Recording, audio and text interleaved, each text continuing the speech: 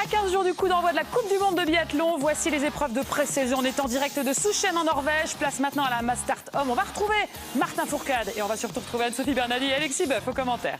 Et il y a du très beau monde comme depuis le début de ce week-end sur cette Mass Start. C'est simple, on a repris le classement de la saison dernière et on a attribué les dossards. C'est donc pour ça que Johannes Beu a le dossard 1, Quentin Fillon-Maillet le 2, puisqu'Alexander Loginov n'est pas là. Simon Détieux est également là avec le dossard 3. Antonin Guigona, Martin Fourcade, Fabien Claude, Émilien Jacquelin. On espère voir le retour du boss Martin Fourcade. Il est à droite de votre écran, vous le voyez, avec son dossard 8. Ça y est Alexis, c'est parti et il y a beaucoup d'excitation quand même à voir cette course. Ouais, c'est parti fort, hein, là tout de suite pour un début de Mass Start. On sent ils sont partis direct dès le coup de départ à fond. Alors que derrière, pour Émilien par exemple, c'est beaucoup plus calme. Simon Schempp est bien derrière lui aussi, hein. Effectivement, comme vous le disiez Anne-Sophie, on a repris le classement de la Coupe du Monde de l'année dernière et Simon Schempp, avec sa saison blanche, il n'avait pas beaucoup de points, donc il se retrouve assez loin. Mais il fait quand même partie de cette Mass Start numéro 1. Et il y avait une Mass Start numéro 2 tout à l'heure, juste avant. Et c'est un Français qui s'est illustré sur cette Mass Start dite B, un franco-belge. C'est vrai qu'on a tendance souvent à l'annoncer comme français. C'est le frère de Fabien, c'est Florent Claude qui a gagné effectivement cette Mass Start B. Et lui qui était un petit peu déçu parce qu'à la base il devait participer à cette Mass Start A. Et l'organisation norvégienne a décidé de réintégrer plus de Norvégiens sur cette fin de start list pour mieux faire leur sélection. Et du coup, c'est Florent qui était là plus en tant qu'invité, qui en a fait les frais, qui s'est retrouvé dans la Mass Start numéro B. Mais bon, il s'est bien entraîné, il a gagné, donc tant mieux. C'est de bon augure pour Florent Claude. Juste un petit mot pour lui, hein. On aurait aimé commenter également sa course du jour. Il est désormais le leader de cette équipe belge entraînée par Jean-Guillaume Béatrix. Oui, il a bien travaillé avec Jean-Guillaume Béatrix qui, ça y est, a pris une bonne fois pour toutes ses fonctions d'entraîneur de la Belgique. Il a travaillé très correctement cet été et je pense qu'il a progressé par rapport à l'année dernière, donc on suivra avec attention ses résultats. C'est sur les relais où ce sera plus difficile pour la Belgique. Michael Reusch ayant arrêté pour de bon, ce sera difficile d'avoir une équipe très compétitive sur 4 personnes. Et on retrouve les combinaisons bleues des Français aux avant-postes avec Quentin qui est le premier des Français. Alors il va falloir les reconnaître, hein, ils ont tous des nouvelles lunettes, vous le voyez, c'est la mode en ce moment. Des grosses lunettes avec un gros verre, donc pas toujours facile de reconnaître les visages. Mais devant on avait Quentin Fillon-Maillet, Simon Détieux, Martin Fourcade. Juste derrière lui il y avait Antonin, il me semble, dans son sillage. Fabien Claude était devant et c'est Émilien, par contre Émilien Jacquelin qui est un petit peu plus loin derrière. Allez, Johannes Beu qui décide de prendre les choses à son compte. Lui qui avait remporté le sprint la saison précédente sur ses courses de Souchen.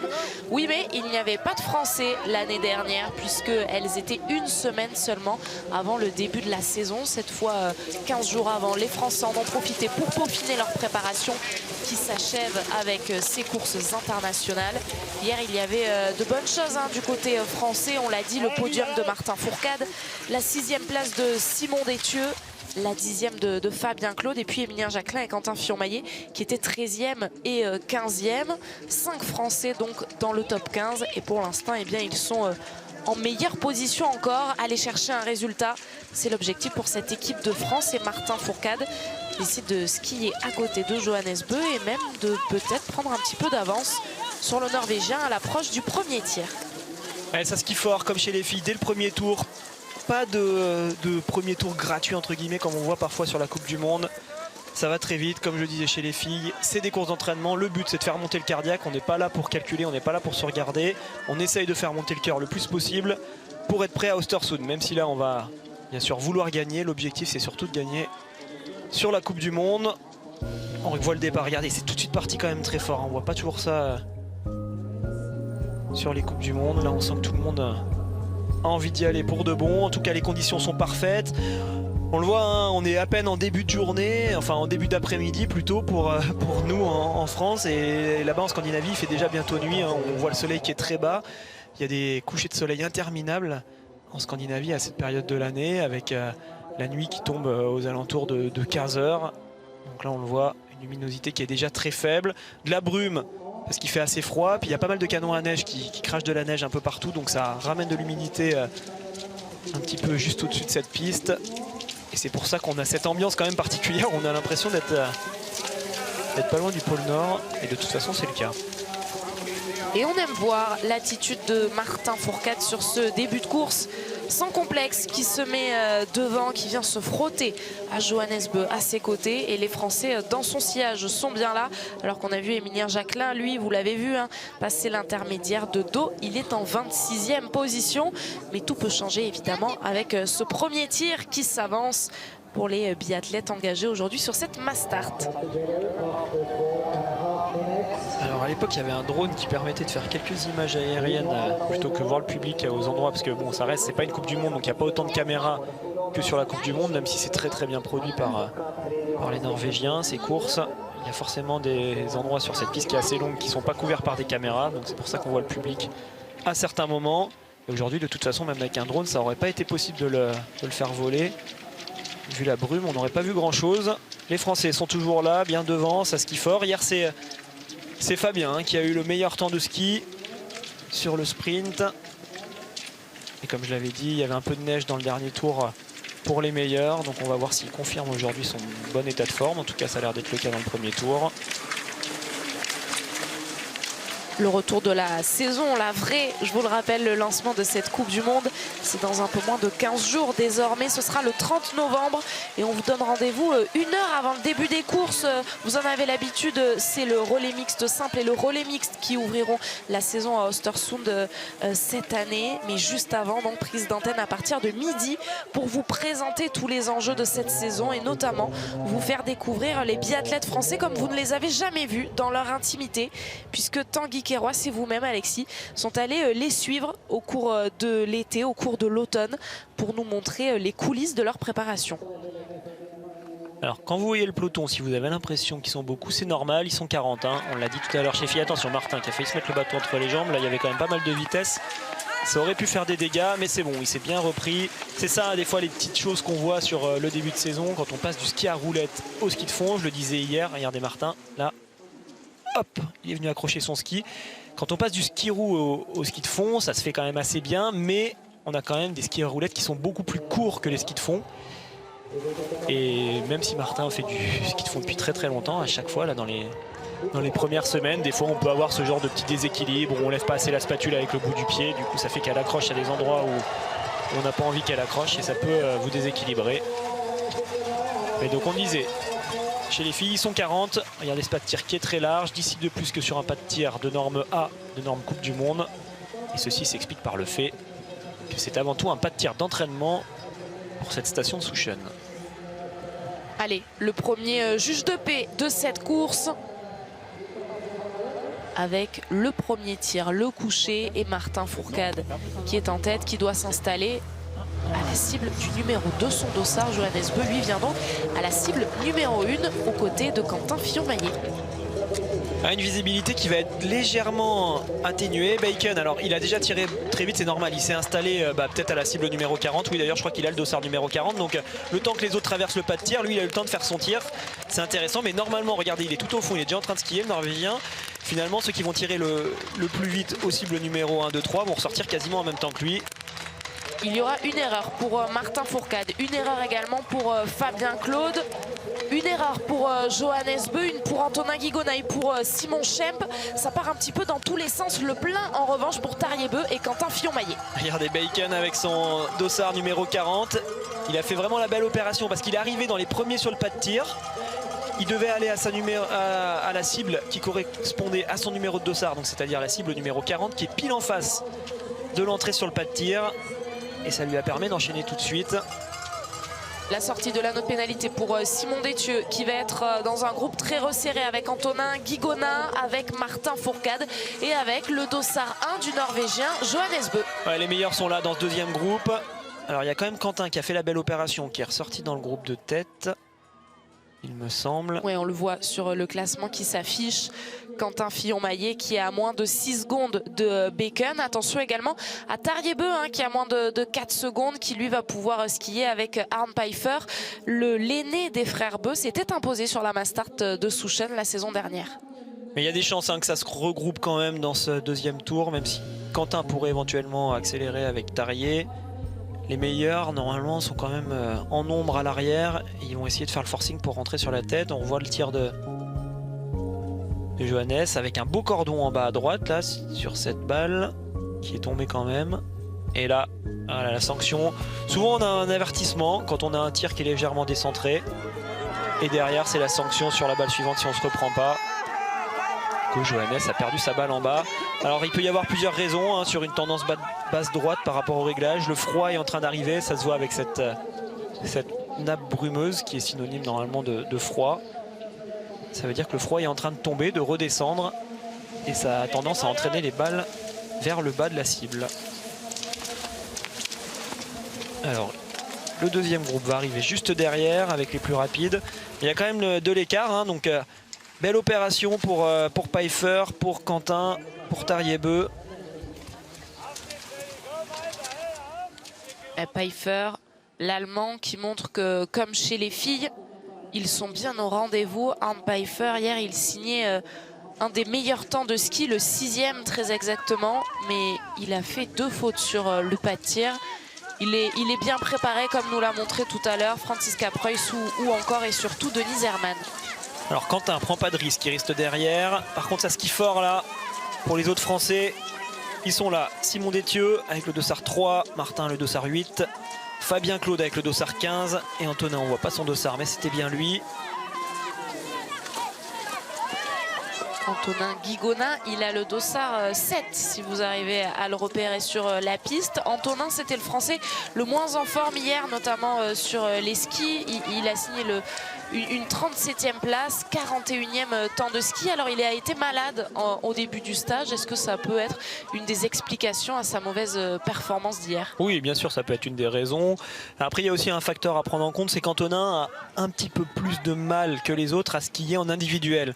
C'est un athlète qui aime beaucoup la confrontation et qui a un très bon niveau à ski, mais il arrive mieux à l'exprimer quand il suffit de s'accrocher aux autres, de se dire je reste dans les skis de celui qui est devant. Sur un sprint, on doit vraiment skier en individuel, donc c'est-à-dire qu'on est obligé de fournir son propre effort de son côté tout seul et on est obligé de s'auto-motiver en quelque sorte pour avancer vite.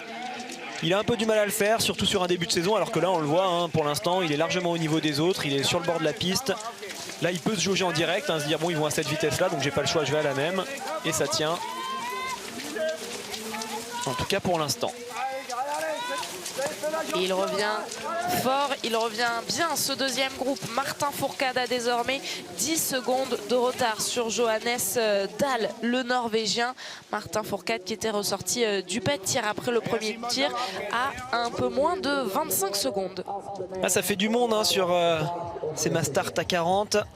Quand on voit qu'Jakob Fak passe en 26e position, c'est intéressant de le voir aujourd'hui le Slovène. On va essayer de regarder. Hier il n'a pas été super sur le sprint. Ça continue de cravacher pour les Français pour essayer de rentrer sur le groupe de tête. On va voir s'ils réussissent à rentrer dans cette montée. Devant c'est Tarier qui a pris les choses en main. Devant Quentin. Et c'est Kuhn il me semble avec le dossard 10 qui est sur le côté. Ouais c'est ça. Kuhn c'est lui qui a gagné hier. Donc attention il est en forme en ce moment. Et Martin, Fabien, Simon et Antonin sont rentrés au contact de ce premier groupe. Ils sont juste derrière. Et parmi eux, il y a également Johannes Beu, donc, qui faisait partie de ce deuxième groupe et qui a raccroché le premier. Martin Fourcade, il est à gauche de votre écran avec son dossard 8. Vous le voyez, l'effort est fourni. Cette fois, ça y est, il est dans les skis du premier groupe. Antonin Guigonin, Johannes Beu sont aussi là. Et finalement, eh bien, on repart 2-0 puisqu'on va retrouver ces athlètes sur le deuxième tir avec toujours les meilleurs aux avant-postes. Bon, faut pas rêver, hein, ça va laisser des traces hein, dans les organismes de Martin, de Simon, de Johannes. D'avoir dû fournir un effort comme ça dès le deuxième tour. Tout à l'heure, dans le dernier tour, s'il y a une confrontation face à un athlète qui a pu skier un peu plus tranquille dans ce tour, il pourrait y avoir des différences. Mais de toute façon sur une Mastart il n'y a pas le choix, il faut rentrer tout de suite au contact, attention parce qu'il y a un trou qui s'est à nouveau formé vu qu'ils sont beaucoup, ils sont quand même une vingtaine hein, dans ce gros groupe. Donc le peloton s'étire pas mal et il y a quand même encore 10-15 secondes d'écart entre un Tariebeu qui est en tête et même plus hein, par rapport au groupe de Martin qui n'est pas encore là finalement. Et pour l'instant c'est Quentin Fillon-Maillet, le Français le mieux placé. Vous le voyez, il est en deuxième position avec sa combinaison bleu juste derrière. Tariebeu, c'est Arne Pfeiffer, me semble-t-il, qui a un petit peu reculé. On a reconnu également Eric Lesser. Et le dossard 22, c'est un dossard que vous pouvez commencer à essayer de reconnaître. Alors même moi, hein, c'est difficile de reconnaître tous les jeunes Norvégiens qui arrivent. C'est Johannes Dahle, c'est une étoile montante hein, pour la Norvège tout simplement. C'est l'un des jeunes qui peut arriver sur la Coupe du Monde à tout moment, qui a déjà fait 1 ou 2 allers-retours et qui peut être très très performant dès cet hiver. Donc on va le suivre. Il est là, le dossard 22. Grégoire Deschamps à côté de Patrick Favre. Et c'est Taria, la cible numéro 1. Cible numéro 2 pour Quentin. Kuhn à la cible numéro 3.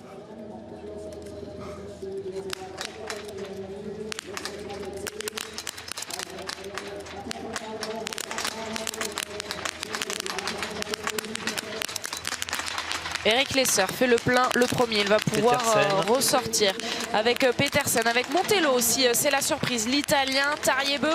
Et malheureusement, il y a une erreur pour Quentin Fillon-Maillet. Le plein en revanche pour Martin Fourcade qui va pouvoir essayer d'aller raccrocher ce wagon de tête. Est-ce qu'Antonin Guigona va l'accompagner? Oui, tout comme Fabien Claude. Johannes n'est pas dedans pour l'instant sur ce début de saison. Hier c'était pas super au niveau du ski. Aujourd'hui c'est sur le tir là qui part à la faute. Fabien Claude repart avec Martin. Tous les deux ils ont fait un 5 sur 5 qu'il fallait faire à ce moment là. Malheureusement Quentin lui a dû aller faire un tour. Il va ressortir bientôt. Antonin vient de ressortir à l'instant. 10e position, il est là. Ça y est Quentin. Juste derrière Jakob Falk. Petersen lui aussi hein, c'est un jeune Norvégien qu'il va falloir surveiller, qui est très performant. C'est de toute façon, on le dit, hein, c'est avant tout les sélections norvégiennes, ces compétitions.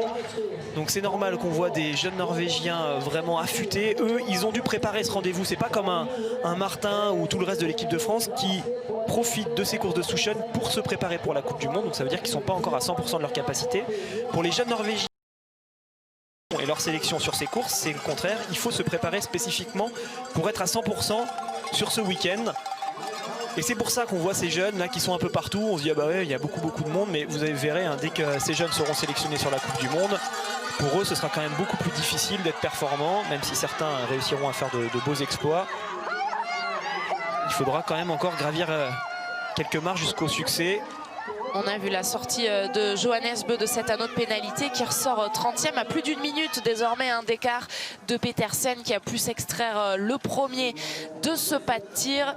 Johannes Beu qui en est donc à 7 sur 10, 2 nouvelles fautes sur le deuxième couché. Emilien Jacquelin est ressorti 7 secondes, même un petit peu plus, une petite dizaine de secondes avant lui. Emilien Jacquelin qui a réalisé le sans faute sur ce deuxième couché est sorti en 25e position. Simon Détieux est 16e, ouais, avec 2 fautes, 2 4 sur 5 sur ses tirs. Bon, là pareil, hein, il faut terminer les réglages. Il ne faudra pas faire ce genre d'erreur à Östersund, c'est sûr. Alors quand on voit l'image à gauche, on voit beaucoup de brouillard. Est-ce que ça peut gêner les athlètes à ce niveau-là sur le pas de tir pour bien voir les cibles? Clairement, on voit moins bien que s'il faisait parfaitement beau. Après les cibles sont éclairées, donc il y a quand même le contraste entre le blanc et le noir qui est assez marqué. Mais oui, le brouillard c'est l'ennemi numéro 2 on va dire du biathlète. L'ennemi numéro 1 c'est le vent. Puis tout de suite derrière, bah forcément si on voit rien c'est plus difficile de tirer. Là il faudrait vraiment que je puisse me mettre la tête dans une carabine pour me rendre compte à quel point ça peut gêner les tireurs. Mais bon, quand on voit les images on se dit que ça peut avoir une petite influence. Il faut vraiment assurer son centrage, mais il voit encore largement. Donc normalement c'est pas plus gênant que ça. On écoute les informations de Vincent Vitoz qui vient de dire t'es 14e, donc ça doit être à Quentin Fillon-Maillet il me semble, qui a 32 secondes avec un tour pour l'instant depuis le début de la course. Et devant c'est Petersen qui essaye de partir il me semble. C'est tous des noms qu'on va devoir apprendre, qu'on va devoir reconnaître quand il skie. Pour l'instant, c'est pas encore le cas. S'il a le dossard 39, c'est bien Petersen, ouais c'est ça. Bacon, je vous parlais tout à l'heure, est là en 2e position. Tariebeu 3e, là c'est plus facile, on a plus l'habitude. Ensuite c'est Martin devant Fabien.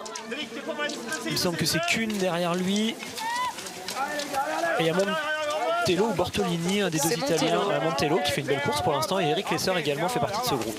Giuseppe Montello qui doit être inspiré par les belles prestations des Italiennes avec la victoire de Lisa Vitozzi sur le sprint, celle de Dorothea Virer qu'on a vécue il y a quelques instants sur la Mastart. Vous étiez sans doute avec nous.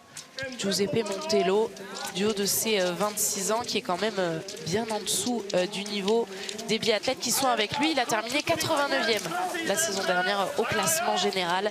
Peut-être qu'il va se laisser piéger, mais pour l'instant, il a l'air de tenir le coup. Simon Détieux, lui, est en train de mener un autre groupe en 15e position. Alors un petit mot sur les combinaisons que vous voyez, je l'ai dit hier. Donc c'est les sélections norvégiennes. Tous les Norvégiens qui font partie des équipes nationales d'entraînement de l'été qui vient de se passer doivent courir avec la combinaison rouge et noir. Donc en gros, tous ceux que vous voyez en rouge et noir, c'est des Norvégiens qui sont en équipe nationale, soit en groupe A, soit en groupe B, soit en groupe C. Et puis toutes les combinaisons qu'on ne connaît pas trop, qui ne font pas référence à un pays, c'est les combinaisons des régions ou des clubs des Norvégiens qui n'étaient pas en groupe national pour l'entraînement, mais qui essayent de venir à la confrontation des autres pour gagner une place justement dans l'équipe norvégienne pour la saison. Donc on peut avoir certains athlètes qui sont même juniors. Il y a vraiment de tout sur ces sélections.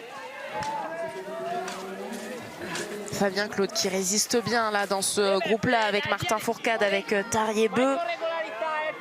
Fabien Claude qui a fait forte impression hier sur les skis. Mais c'est derrière la carabine que ça allait moins bien. Premier temps en ski, vous l'avez dit tout à l'heure Alexis. Mais il a fait 3 fautes. Fabien Claude, il y avait 2 passages sur le pas de tir. C'était un sprint. Cette fois, il y en a 2 supplémentaires. Il a l'air moins bien aujourd'hui, Fabien. Il est ressorti en même temps que Martin. Martin a réussi à revenir sur les 3 premiers, qui est désormais 4e. C'est bien là, il a fait l'effort au moment où il fallait pour revenir sur Tarjei. Et par contre, Fabien, lui, n'a pas réussi à tenir Martin. Alors Martin, hier, il a eu beaucoup de mal dans les 2 derniers kilomètres, dans le dernier tour. On va voir comment ça se passe pour lui sur cette course.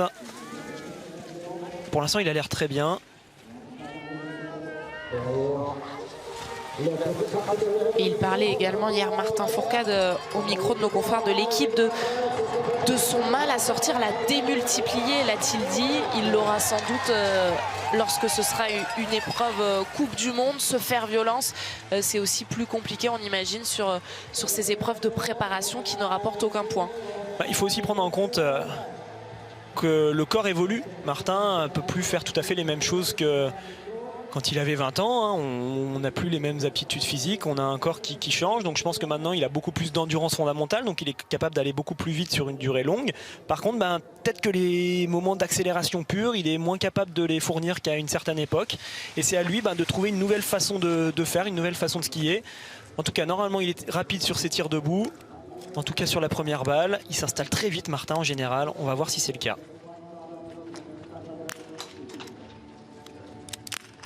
Vous voyez, il a eu le temps de tirer 2 balles avant que Tarjei tire la première.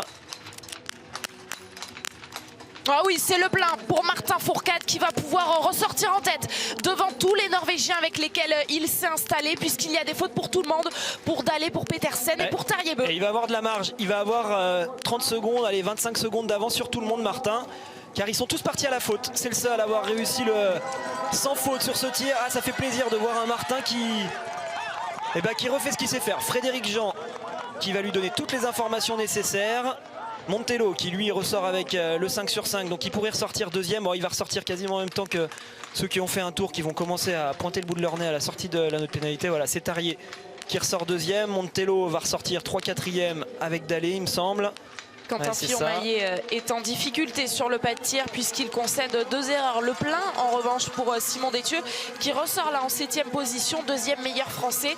On suit le tir de Johannes Bø qui accuse beaucoup de retard mais qui signe le sans faute quand même. Johannes, je sais pas trop quoi en dire pour l'instant. C'est deux courses qui sont pas bonnes pour lui, que ce soit, bon là en tir il fait un beau 5 sur 5, mais je trouve qu'en ski il y est pas, il a pas l'air d'être à fond. Regardez, ça se voit même de la façon dont il part du pas de tir. Alors est-ce qu'il prend ses courses à la légère, elles n'ont pas beaucoup d'importance pour lui et il sera au rendez-vous à Östersund, ou est-ce qu'il y a quelque chose qu'on ne sait pas? On verra, mais pour l'instant, Johannes, il nous impressionne pas du tout. Il est quand même largement au niveau, il n'y a pas de souci, il peut gagner une course en Coupe du Monde à tout moment. Mais en tout cas, il n'a pas la marge qu'il avait l'année dernière sur tout le monde au même moment de la saison. Celui qui nous impressionne en revanche, c'est bien lui, Martin Fourcade, qui maîtrise totalement sa course après une première erreur sur le tir couché. Mais il s'est bien repris, le sans faute qui lui permet de ressortir en tête. Alors on va être vigilant évidemment à ces écarts, 23 secondes 4 d'écart à la sortie de ce pas de tir avec Tarier-Beu. Est-ce que Martin Fourcade, en skiant seul, va réussir à maintenir ces quelques secondes d'écart? Il va perdre un peu de temps, je pense. Alors pas forcément sur Tarier qui skie aussi. Montello est moins fort, donc enfin Tarier qui skie tout seul lui aussi. Montello qui est 3e pour l'instant est normalement moins fort, donc il va pas perdre trop de temps. Par contre Dahlé, le Norvégien, lui qui est en sélection, je le disais, qui est préparé pour ce week-end, devrait skier assez vite. Pourrait peut-être reprendre un peu de temps. Nous, ce qu'on va surveiller, c'est peut-être les serres derrière. Et Martin, il a une balle de marge sur pas mal de monde, mais attention, il n'y a qu'une. On va écouter, parce qu'il y a les techniciens. Il me semble que c'est Louis Deschamps qui était là, ou Vincent Vitoz. Vous le voyez, hein, c'est basique. Donc Louis Deschamps et Vincent Vitoz qui étaient ensemble, là, qui nous ont donné toutes les informations nécessaires. Et donc on le renseigne sur ceux qui arrivent derrière, tout simplement. Ensuite, c'est Martin qui analyse les choses et qui se dit bon, si j'ai 25 secondes d'avance, ça veut dire que j'ai une balle de marge. C'est sur tel athlète qui skie à peu près à la même vitesse que moi, donc c'est bien. Et c'est Tarier-Beu qui suit et qui lui recueille également les informations en norvégien. Tarier-Beu ressorti donc à une vingtaine de secondes. On attend également de voir Simon Détieux, deuxième meilleur français, qui est ressorti à un peu plus de 30 secondes de ce pas de tir. Il était là, me semble-t-il. Ouais. Alors on va revoir, tiens, le tir de Martin. Très belle première balle. Celle-là aussi, elle est vraiment dans le coucher quasiment. Et la dernière qui est tout petit peu sur la partie haute de la cible, mais qui est encore bien dedans. On va écouter Stéphane Buccio. T'es en train de creuser, hein. T'as 26 secondes d'avance sur la targette. Allez, Martin, allez. Voilà, donc la targette, c'est Tarier-Beu. En général, on fait au plus simple avec souvent des surnoms pour les autres athlètes. Mais je vous le disais, regardez, celui qui skie fort, par contre, derrière, c'est Bacon, le 22. C'est Dahlé, pardon. C'est Dahlé, le 22, qui est en train de revenir sur Tarier. À 26 secondes d'avance, disait Stéphane Buccio. Et il voit juste pile poil. Et c'est en effet Dahlé, donc qui est dans les skis désormais de Tarier-Beu. Ce groupe derrière, avec le dossard 3 de Simon Détieux qu'on va également suivre à l'approche de ce tout dernier tir. Oh, quelles sont belles ces images avec ce coucher de soleil magnifique, cette neige. Et Martin Fourcade surtout qui est en tête de cette Mastart, des images qu'on espère revoir dans 2 semaines avec le début de la vraie saison, 30 novembre, midi. Soyez bien au rendez-vous. En tout cas, ces courses-là nous promettent une saison, un début de saison absolument fou. Ils sont bien. Ils sont bien les Français là en ski. On le voit, hein, Simon Détieux est extrêmement rapide parce que Simon Détieux, il a 2 pénalités. Donc il a en gros une erreur de plus que tous ceux qui sont avec lui. Et il est pour l'instant 7e, il pourrait jouer le podium. Ça veut dire qu'il est très en forme. Simon, tant mieux. On l'a vu, Emilien est en train de bien se replacer. Fabien aussi, Antonin est toujours aux avant-postes. Vincent Vitoz. Voilà, Vincent Vitoz qui s'est déplacé pour revenir donner des informations. Alors effectivement, il a mis 2 secondes à Tarier-Beu. Par contre, Dahlé a repris de 3 secondes, mais on le voit, ça y est, Dahlé se met dans les skis de Tarier. Donc ça veut dire qu'il arrête d'accélérer. Et je pense qu'ils vont se faire rattraper par... Enfin, en tout cas, ils vont se faire reprendre du temps par le groupe derrière, franco-allemand.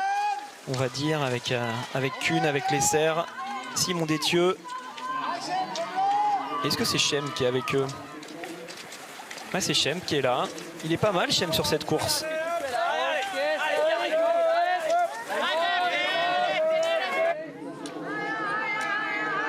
Et Martin Fourcade qui est en train de sortir de cette lumière. Image sublime ici à Souchen en Norvège. Martin Fourcade désormais le sait. Il est à 5 balles d'aller chercher sa victoire. Parce que pour l'instant, il a l'air de bien maîtriser son avance. Il en avait 23 à la sortie du pas de tir. Il en a eu 26 au dernier intermédiaire. Vous avez entendu Stéphane Buccio le dire. C'est donc suffisant s'il maintient son effort pour peut-être lever les bras après avoir pris la 3e place hier sur le sprint. Mais attention, les Norvégiens à domicile, ils sont là, ils ne lâchent rien. Ouais, et il faut aussi quand même, savent qu'en cas d'erreur, ils sauront s'engouffrer dans la brèche. Ouais, il faut qu'il soit vigilant, Martin. Hein. Il a une balle d'avance, pas plus. Dalé a l'air quand même très bien en forme. Simon Détieux, il me semble qu'il est rentré sur le groupe des deux Norvégiens. Donc ça voudrait dire qu'il aurait réussi à distancer les Allemands qui étaient avec lui. On verra ça. Ça confirmerait l'impression qu'on a qu'il est très en forme à ski. Allez Martin, 5 cibles pour aller chercher une victoire qui ferait énormément de bien. Faire comme tout à l'heure.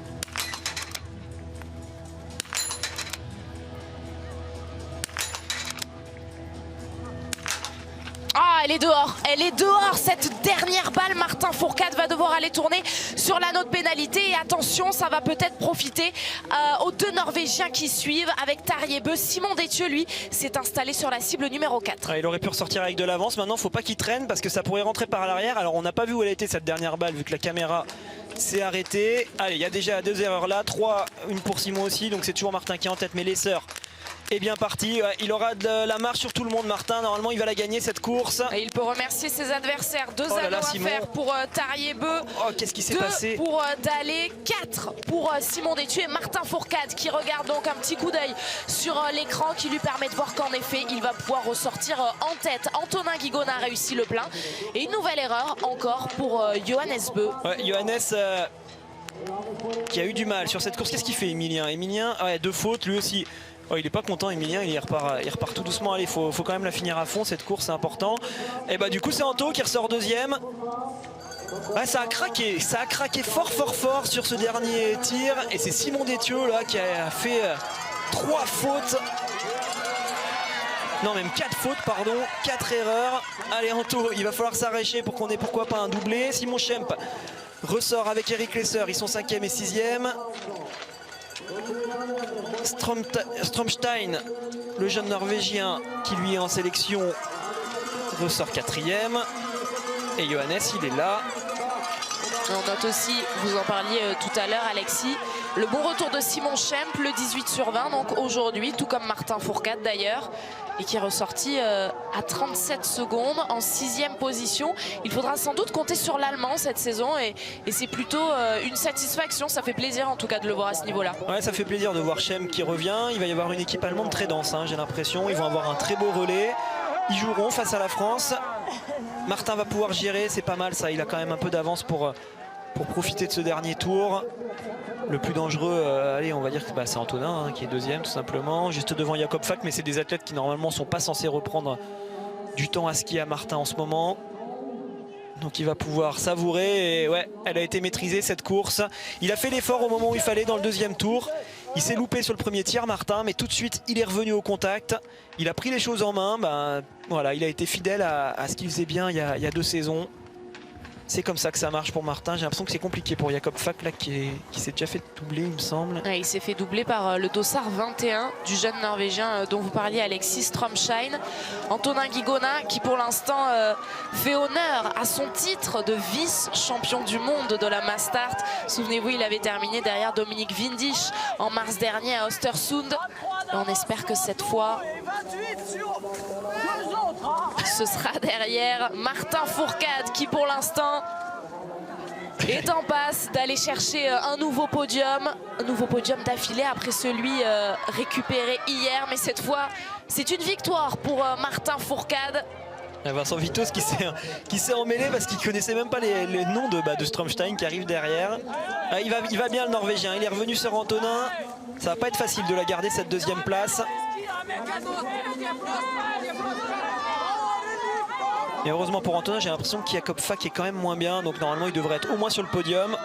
Après est-ce qu'il sera 2e ou 3e, ça on verra dans quelques kilomètres. Les Allemands. Donc Kuhn est parti à la faute. C'est quand même décevant hein, pour Simon Détieux qui était très bien, qui avec 4 fautes se retrouve au total avec un 14 sur 20. Mais heureusement pour Simon, on est rassuré, il est bien en ski. Allez, on va dire que c'est un bon réveil, hein, de se dire ça y est là mon gars, t'es rentré dans la saison, maintenant il faudra tirer mieux. Super, allez, tu le passes, tu la passes. Allez. Là quand il dit tu la passes, en fait Stéphane Bouccio il demande à Martin de continuer à rester en un temps. En fait Martin est sur un pas très musculaire qui sollicite beaucoup les muscles, surtout les muscles des bras. Et Stéphane Bouccio lui demande de continuer dans ce pas-là pour qu'il travaille musculairement. Alors que sur une Coupe du Monde, il aurait pu peut-être redescendre d'un cran et passer sur le 2 temps qui est un peu plus facile. Voilà, Antonin est en train de faire du 2 temps par exemple. Jakob Fak qui essaie de résister alors qu'il a vu Stromshine le doubler, mais 2 secondes à peine le séparent du Norvégien, du Français, de ce podium qu'il a cru sans doute un temps lui tendre les bras puisqu'il est sorti en 3e position du 4e tir. Antonin Guigona qui signe un 19 sur 20 aujourd'hui. Il n'y aura eu aucun sans faute.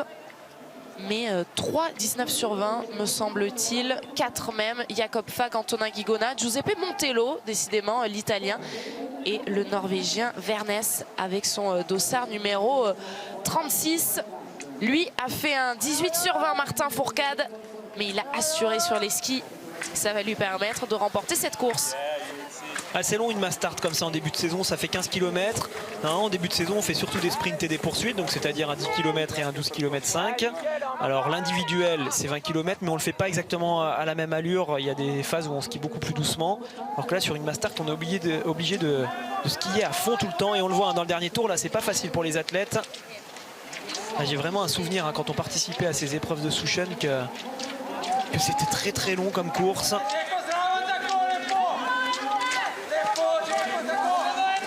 Et il est revenu, Jakob Fak, qui seront donc 3 pour le podium.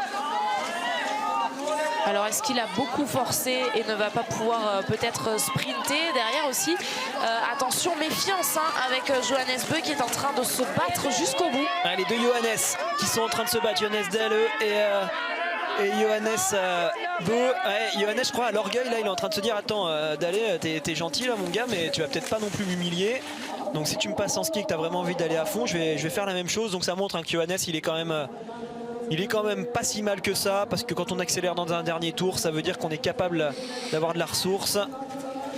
Il va pas falloir traîner devant pour Antonin, sinon ça risque de rentrer. Stromshine essaye d'accélérer.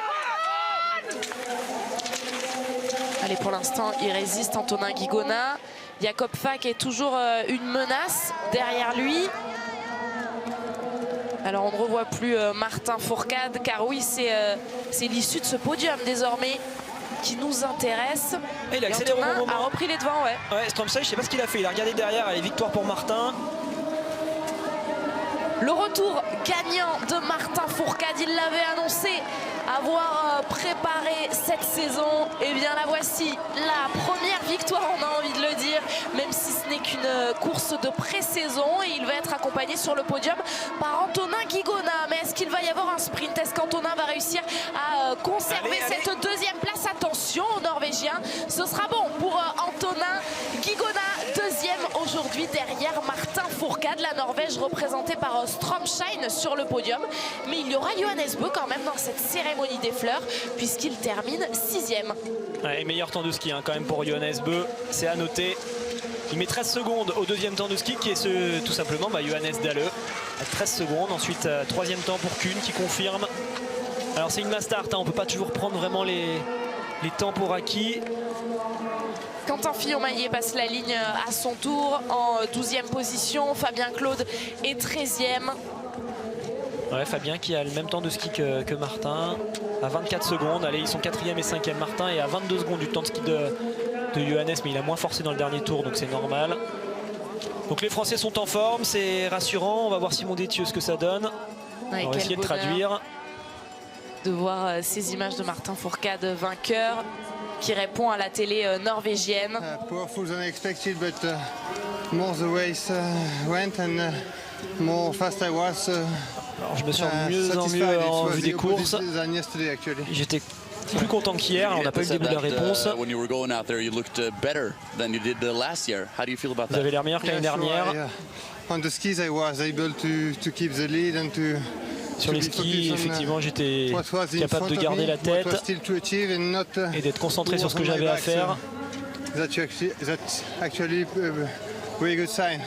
Ah, il est content. C'est des bons signes par rapport à l'année dernière. J'ai l'impression que Martin se sent beaucoup mieux.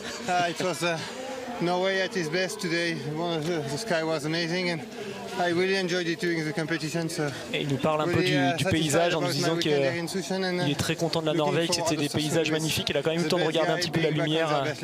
Il est surtout épuisé, Martin Fourcade. Je vous rejoins, Anne-Sophie Bernadi et Alexis Boeuf. Si vous vouliez nous faire un petit teasing et nous donner envie de regarder le coup d'envoi de la Coupe du Monde le 30 novembre, on ne pouvait pas mieux rêver. Les paysages, le suspense, le scénario et puis surtout cette victoire de Martin Fourcade. Juste un mot, est-ce que c'est significatif? Est-ce qu'on a retrouvé le grand Martin Fourcade? Il y avait tous les adversaires là aujourd'hui.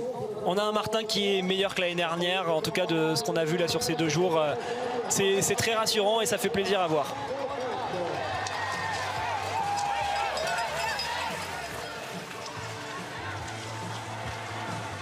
Alexis?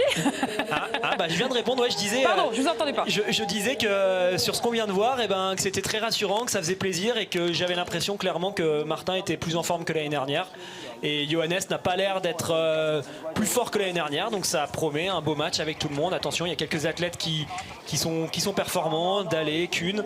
Il faudra les surveiller, mais Martin est de retour, j'ai l'impression. Merci beaucoup Alexis Boeuf, Anne-Sophie Bernadi. Rendez-vous le 30 novembre pour le coup d'envoi de cette Coupe du Monde. Ce sera à Östersund pour, on l'espère, un Martin Fourcade de toute beauté. Dans un instant, Cristiano Ronaldo et le Portugal ont rendez-vous face au Luxembourg pour le match de qualification à l'Euro 2020. A tout de suite.